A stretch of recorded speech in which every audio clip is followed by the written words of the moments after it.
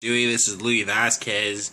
I really appreciate you giving me the extra time to upload my UCU video onto YouTube. I did originally get the video uploaded onto MindTap. I'm going to show you that in a minute.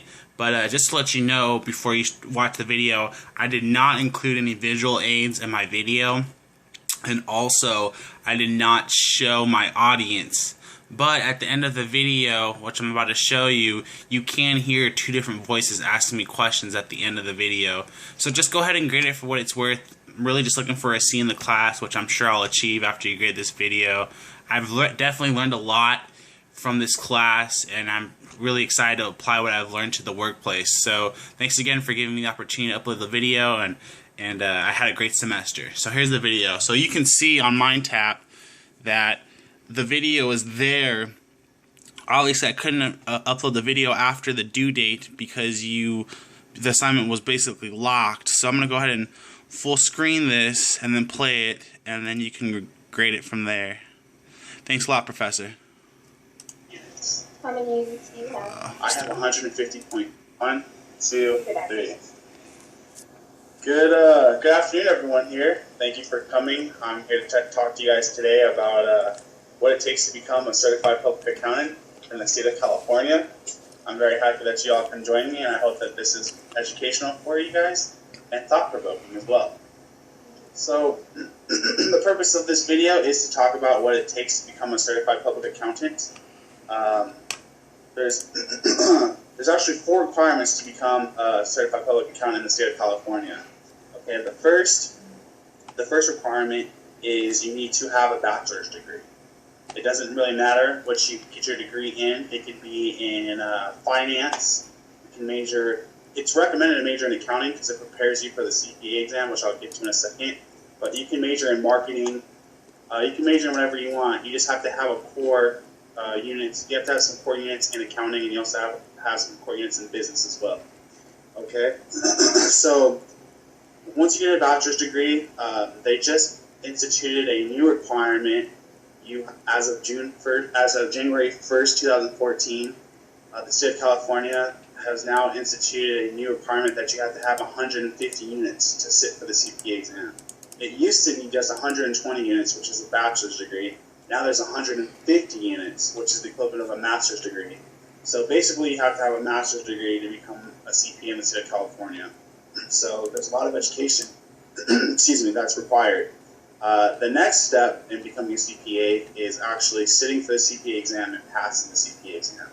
Now there are 4 parts to the CPA exam. It is one part is called FAR. It's basically financial and reporting. That's what they call it, FAR. All right. The next part is called auditing, which is also referenced as OD, which is goes around auditing financial statements. The next part is REG. It's about the regulations involved in taxation. Okay. And then the last section is called BEC, B-E-C, and that's for business communications and business management. Okay, so there's 4 parts. It's a very, very hard test to pass. The current pass rate for the United States of America is 49%. So that means less than half of applicants that take the test pass. In the state of California, the CPA exam's difficulty is second to the bar exam, which lawyers have to take in order to become licensed to practice law in this state. So it's a pretty complex exam, but there's a lot of tools out there for you to help you study and pass. So while 49% is a low number, that means 49% actually did pass. So while 51% failed, 49% passed. Okay? Once you pass the CPA exam, you then have to work under a certified public accountant that's currently licensed and in good standing for a year. It will supervise you for a year, and then after that, you are then a certified public accountant in the state of California. So to reiterate, there's 4 steps. You have to get a bachelor's degree. You have to get 150 units, which is the equivalent of a master's degree.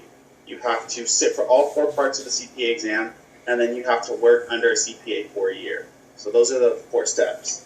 Now, I want to tell you guys about the benefits of becoming a CPA. There's a lot of prestige associated with the title. It's very respected. It's universally known what a CPA is. people know that you went through a lot of schooling and passed a very hard exam in order to be licensed.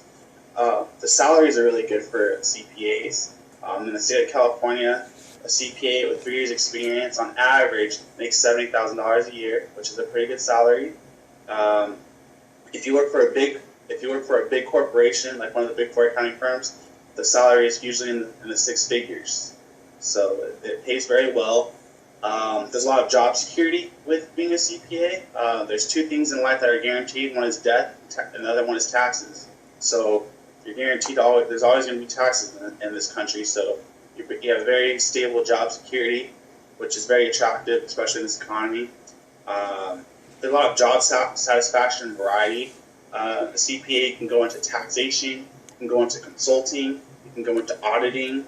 A lot of CPAs are also CEOs of big businesses, so there's a lot of things you can do with that title. And finally, in the off season, there's a lot of flexibility. So basically, from February 1st to April 15th is called busy season. It's a lot of work and a lot of hours for people. But after that, which is called the off season, there's a lot of flexibility. There's not a lot of work. You're able to enjoy more time with your family and go on vacations. So a very, very, very nice career path. In closing, I hope I was able to articulate effectively what it is to be a CPA. And I hope you guys learned something listening to me for this past 4.5 minutes. So are there any questions from the group? I have a question. Any questions? Oh, I have a okay, question. yes. Why is it you chose to go into a career such as a CPA? Oh, thank you for asking me that question. That's a very good question. When I was a freshman at Orange Coast College, I wasn't sure what I wanted to major in, but I knew that I liked math and I liked business. So in my introduction to business class, there was one chapter on accounting, and the professor there said, "I hate this chapter. I hate going over it. This will be the shortest chapter that we have all semester. But there's going to be 3 or 4 of you that really like it, and for those of you who really like it, you found your major." So I was one of the 4 that liked it. Thank you for asking me that question. Okay. Any other questions in the crowd? Any other? Okay. Oh, we have another one over here? Okay. When did it become required to take 150 units to get your degree?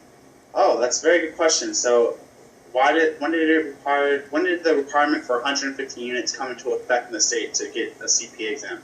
That actually went into effect January 1st of 2014. The state mandated that accountants have 150 units. How many units do you have? I have 150.5. Thank you very Wow. much. And after this class, I will have 153.5. So thank you very much for your time. I hope this was very informative, and I hope to see you soon.